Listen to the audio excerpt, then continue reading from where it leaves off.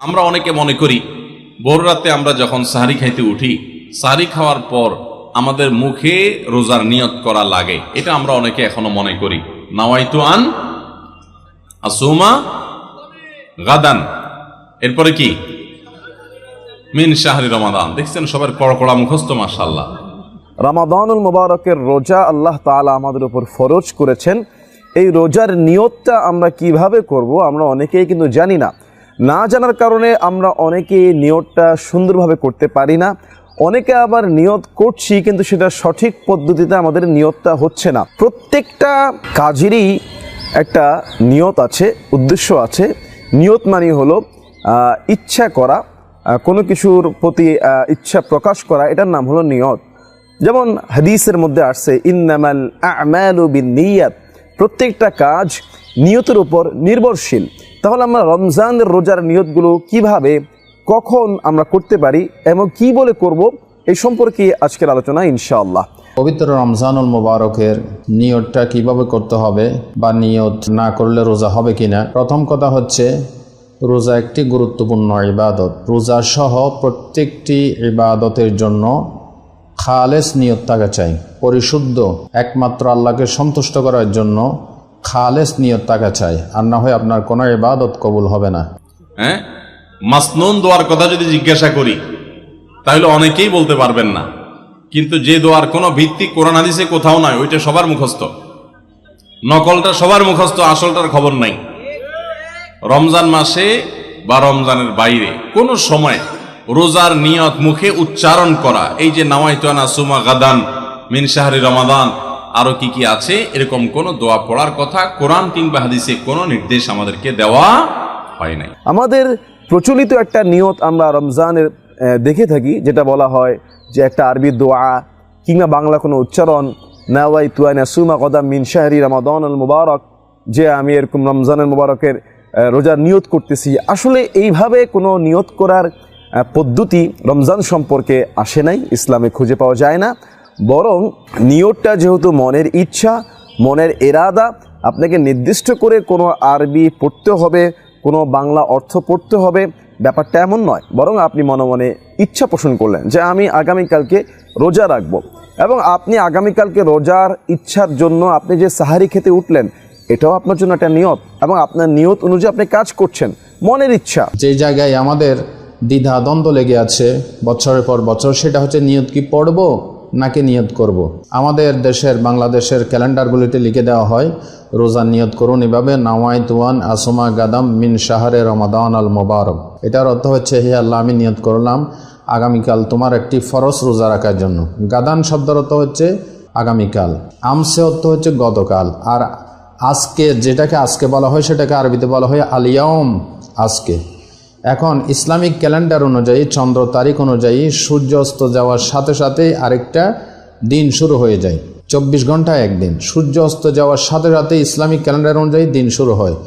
তাহলে যে ব্যক্তি ভোর রাত্রে সেহরি গিয়ে বলল আমি আগামীকাল রোজা রাখার সংকল্প করছি, ইসলামী দৃষ্টিকোণ থেকে আগামীকাল বলতে সে ব্যক্তি তার পরের দিন, অর্থাৎ সামনে যেই আজকে যে দিনটা চলে যাচ্ছে এটা বাদ দিয়ে তারপরের দিন রোজার নিয়ত করলো। তাহলে কথায় আর তার উৎসাহিত বাক্য আর কাজের সাথে, বাস্তবতার সাথে কোনো মিল নেই।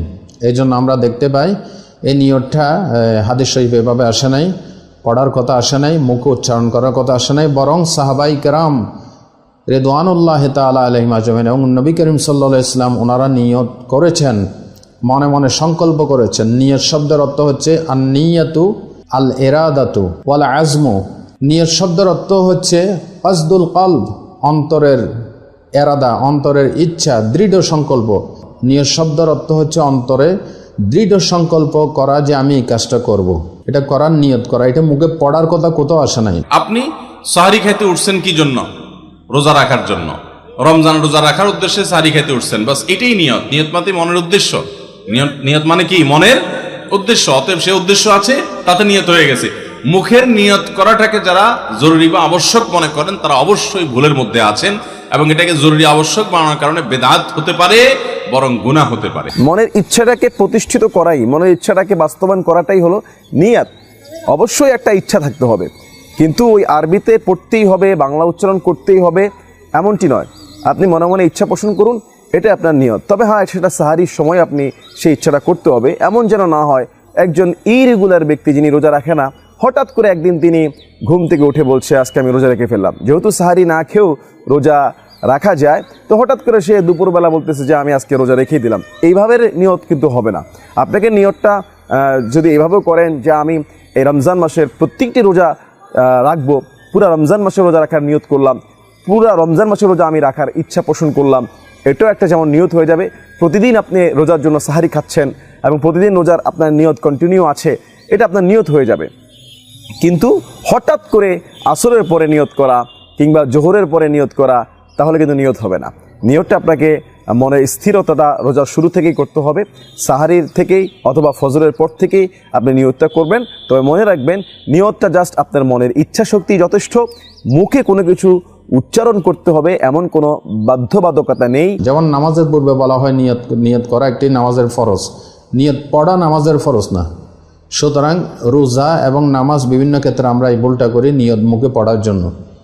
মুখে পড়ার কথা কোথাও আসে নাই, নিয়ত করার কথা এসেছে। এই জন্য আমরা মনে মনে সংকল্প করব, আল্লাহ তোমার ফরজ বিধান রোজা রাখার জন্য আমি নিয়ত করলাম।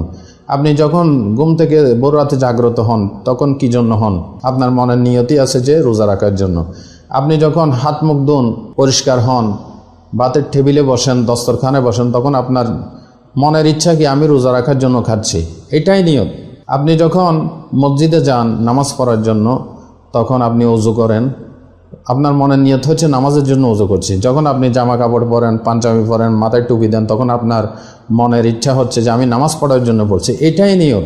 বাকি ওইখানে গিয়ে আমি নিয়ত করছি এত রাকাত পড়ার জন্য আগামীকাল রোজা রাখা, এটা বলার কোনো বিধান ইসলামে নাই। রমাদান কেন্দ্রিক একটা ভুল বলা যেতে পারে যে এই মুখে নাওয়াইতু আন আসুমা দোয়া পড়াটাকে আমরা জরুরি মনে করি। অনেক ক্যালেন্ডার ইত্যাদি দেখবেন এরকম রমজানের ক্যালেন্ডার, ইফতার সাহরির ক্যালেন্ডার, ওখানে দেখবেন এরকম দোয়া দেওয়া আছে।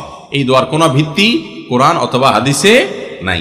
নকল জিনিস বোঝার একটা সহজ পদ্ধতি বলি, এই যে দোয়া আছে নাওয়াইতু আন আসুমা গাদান, এই দোয়ার শেষে হাদিসের কিতাবের নাম, বইয়ের নাম, হাদিস নম্বর, কোনো রেফারেন্স দেখবেন না। বুঝতে পেরেছেন? এটা হলো মেড ইন জিনজিরা জিনিস আইটেম যেরকম দেখেন না, ওই রকম।